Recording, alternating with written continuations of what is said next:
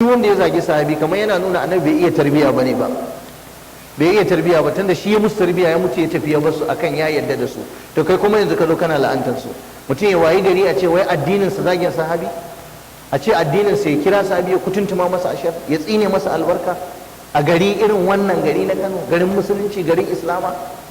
Dan musulmi ya wayi gari zai iya kiran sahabi ya tsine mai albarka, ya la'ance shi, ya saka lasfika ya tsine mai. Ga abubuwan zagi na duniya, arnan duniya na zagi wanda ya kamata ka zaga, yan banza, mutanen banza ka zage su ka more, amma ba za ka zage su ba, sai ka zo ka zagi ainihin sahabban annabi.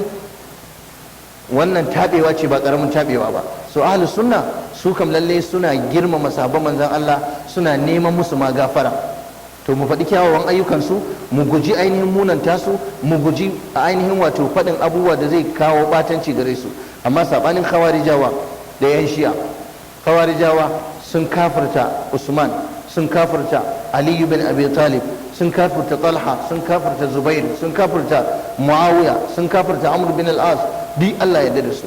Yan shi'a sun kafirta Abubakar, sun kafirta Umar, sun kafirta Usman, sun kafirta Aisha, sun kafirta Abu Huraira, sun kafirta Jabir bin Abdullah.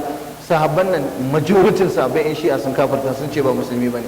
Kaɗan ne daga cikin sahabbai suka yarda da su. To kaga wannan ba aqida ce ta ƙurai ba. Ku kiyaye kanku da ku da ainihin 'ya'yanku akan wannan muguwar aqida.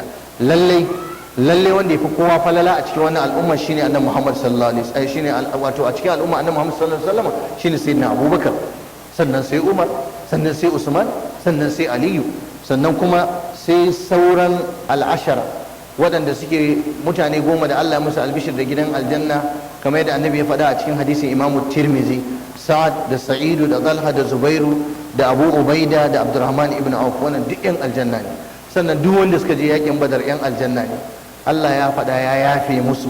Kai shi dan Badar ma wanda ya je yakin Badar cewa aka yi aikata abin da ya ga dama, maluma shi tun fa inni kad gafartu lakum. Annabi ya ce a gaya musu Allah ya ce ku aikata duk abin da ku ga dama, ya yafe muku. Wani